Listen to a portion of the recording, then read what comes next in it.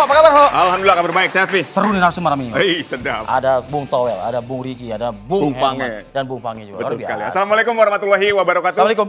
Anda kembali menyaksikan program Kebanggaan Anda Dua Sisi dengan dua host kesayangan Anda tentunya Aditya Siap. Nugroho dan Arif Fadil. Apa yang tadi seru Vi yang ingin dibahas malam Gimana ini? nggak serunya tuh begini ya? Ya. Kan syukur alhamdulillahnya kan kayaknya kalau kita lihat kan perjalanan untuk meraih tiket kita berlaga di Piala Dunia ini sudah semakin tampak jelas ya di depan mata begitu. Ini jelas krusialnya apa jelas? Wah, ntar dulu. Oh, Jangan, iya, jangan oke, terlalu oke. pesimis dong. Iya, Jangan iya, iya. pesimis ya.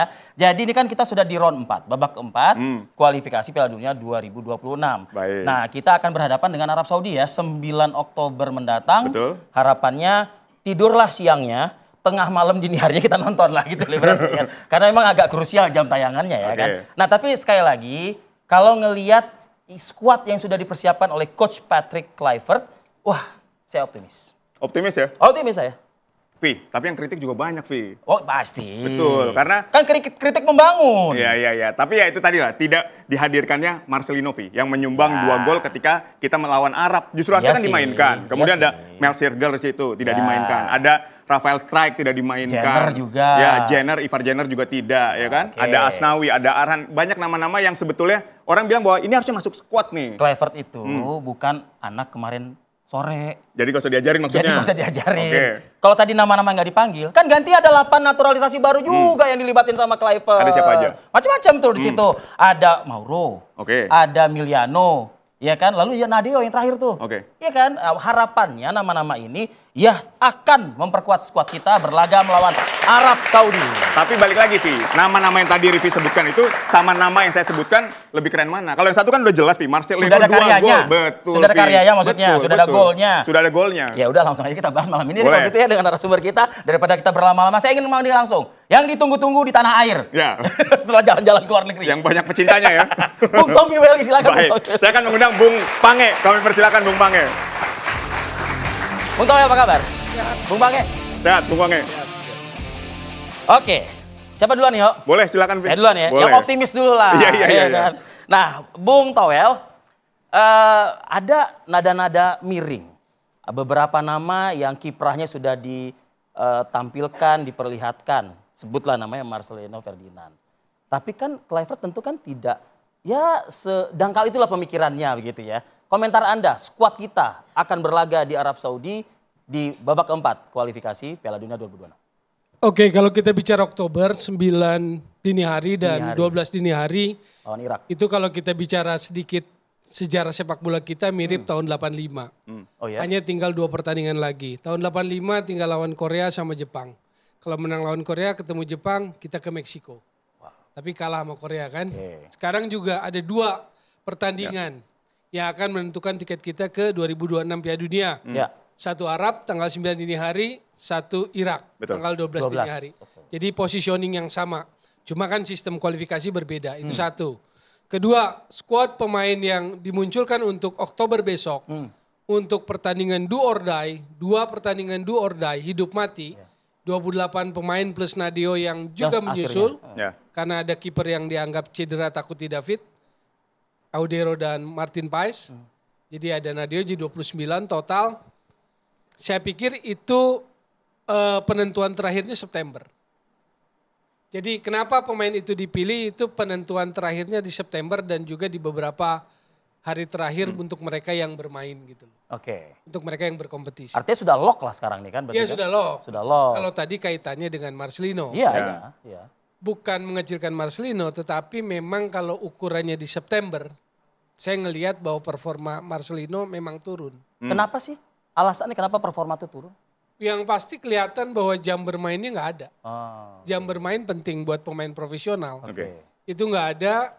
Dan apa yang terjadi bahwa di bulan November 2024 dia 2 gol ke Arab Saudi, betul. Ya. Tapi sepak bola nggak berhenti di November 2024. Iya. Ada 11 bulan yang berjalan dan bagaimana dia progres yang dia alami Nah dalam ini yang dilihat oleh 11 bulan. Kluivert. Ini yang dilihat oleh Iyalah. Kluivert. Makanya ujiannya di September. Oke, pertanyaan saya balik kalau gitu Bang Towel sebelum Oho mungkin mengintercept nih.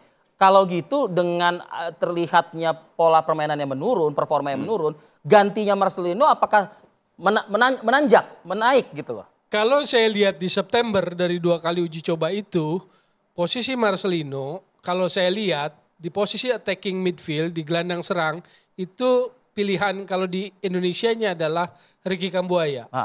Jadi pemain yang bisa bermain di ruang di antara lini pertahanan lawan dan gelandang lawan itu Ricky Kambuaya.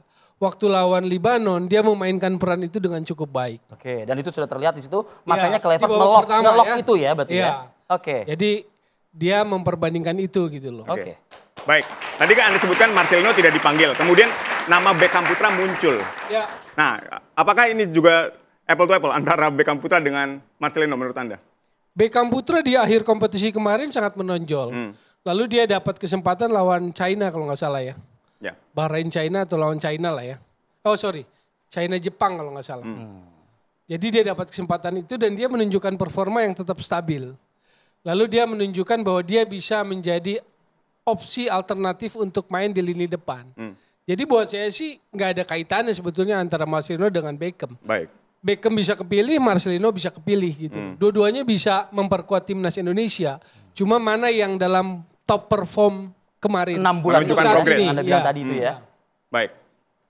Silakan Bung Pange, apakah setuju dengan apa yang disampaikan oleh Bung Toel? Kurang lebih sih setuju ya. Saya dari tadi mau nyari-nyari mana yang bisa saya debat. Belum ada. Belum ada. Oke, Baru baik. kali ini dia setuju. Karena memang pemilihan pemain itu berdasarkan form kan. Baik. Berdasarkan form. Bukan cuma sekedar nama siapa yang memang dipilih. Tapi yang rasanya belum kita singgung adalah pada saat nanti kita berhadapan dengan Saudi ya di pertandingan pertama. Saya ngebayang-bayang nih, Patrick Kluivert ini ngerti gak sih magnitude dari pertandingan ini tuh segede apa? Ya, 2 pertandingan lagi menuju Piala Dunia. Dan kita melawan, bukan cuma melawan Saudi Arabia kita di atas lapangan bola. Betul. Kita melawan preferensi AFC di sini. Gitu. Kenapa? Tuan rumahnya mainnya di kandang lawan. Baik. Ya, wasitnya dari Dari mana? Kuwait, Dari Timur Timur Tengah. Tengah juga. Di pertandingan kedua kita cuma berjarak berapa? 3 hari? 3 hari. 3 hari menuju sama Irak. pertandingan berikutnya. 9 dan 12 Oktober. Gitu. Nah, faktor-faktor non teknis tersebut itu harus menjadi pertimbangan dari Kluivert ketika nanti menentukan bagaimana strategi dia bermain. Itulah pertanyaan Anda, Kluivert mikirnya sampai sana apa enggak gitu? Iya, karena kenapa? Karena dari beberapa pertandingan di mana Kluivert sudah menjadi pelatih timnas, kita kan nonton nih, Ya. kita lihat. Kita kadang-kadang suka mikir, saya rasa juga penonton juga mikir, lu maunya apa sih? Iya kan? Nggak, atas dasar apa ngomong lu maunya apa Iya. itu atas dasar Lu apa? maunya main offense, Oke. menyerang. Oh. Ternyata kita keteteran. Kita mau main defense juga dan ternyata kan kita bisa menang. Cuman ada yang bilang, wah ini kalau main defense apa bedanya sama pelatih sebelum main kegemarannya Bung Toel kan? Oke, Sintayong. Kira-kira gitu. Kira-kira gitu.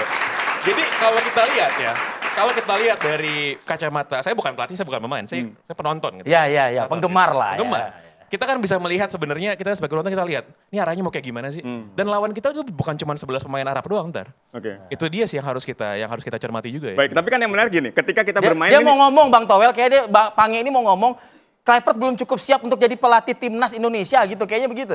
Siap atau enggak itu sekarang udah bukan faktor karena dia udah jadi pelatih timnas. Betul. Gitu Apa kan. yang jadi kayak gitu? pembuktian ya, pembuktian Dan ya. gini, dan gini, faktor Indonesia lolos ke Piala Dunia atau tidak, itu akan menentukan banyak hal. Yang menurut saya jauh lebih besar dari urusan sepak bola. Oke, Oke. ini menarik nih. Jadi- dalamin dong. Boleh, dalamin boleh. dong. oke. Nah, sebelum Dalamin saya dong, dalamin nanya. dong. Jadi ini udah dimasukin ke area non teknis. Oke. Tadi kan kita buka dengan squadnya kan. Ya. Lalu Oho tadi kan singgung Marcelino. Wajar lah penonton soalnya, Ya, kenapa nggak penggemar. Oke, Jadi kita harus lihat dari 2 sisi, Oke. teknis non teknis. Ya. betul. Non teknis benar bahwa Jadi setuju lagi nih sama apa yang disampaikan Bung Pange tadi Tidak ya? sepenuhnya non-teknis kayaknya Arab ya. Ya, bahwa kita menghadapi jalan yang terjal iya. Secara non teknis. Kenapa? Karena kalau hitung-hitungan saya nih, Ya. yang udah pernah disebut juga lah diungkap di media, tadinya netral jadi tuan rumah. Kedua, kalau kita bicara tradisional kekuatan AFC Asia, kan kecolongan, Qatar sama Arab ketinggalan ini. Ya. Tempatnya dicolong Uzbek sama Jordania. oke. Maka sekarang mereka seolah-olah kan mereka harus lolos gitu kan. Dan juga wasit juga yang udah Ya. ditentukan dari sekarang. Betul, contoh indikator lainnya Kuwait, wasitnya dari kawasan Asia Barat juga. Ini kan juga agak aneh.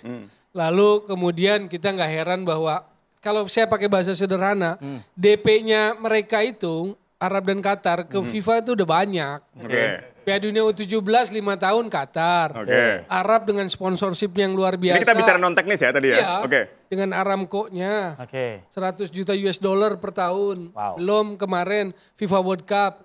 Broadcast hak siarnya 16,2 triliun udah dibayar juga. Ya. Jadi memang kalau kita melihat fakta-fakta itu nggak bisa menafikan bahwa non teknis mereka akan main. Non teknis kan main. Iya. Lah yaudah kita bahas juga. Saya ke Bang Pange nih kalau Iya. gitu ya. Non teknis kita Satu-satu juga sudah dulu main maksud juga loh. saya. Di bedah satu-satu. Presiden Republik Ya, Indonesia di Tadi New kan York Amerika teknis. Serikat dalam Ah. sidang Tapi PBB Pange menyempatkan udah- waktu juga bertemu dengan Presiden FIFA. Apakah itu tidak non teknis?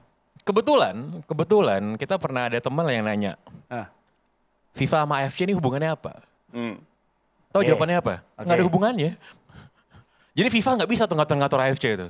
Sepakat AFC ya? itu berdaulat sendiri. Nggak mungkin. Gitu katanya. Nggak mungkin. Nah, dalam artian kalau kita memang bisa melobi ke FIFA, terus ternyata masih ada di Timur Tengah pertandingannya, wasit dari sana, berarti kan lobby kita nggak berhasil.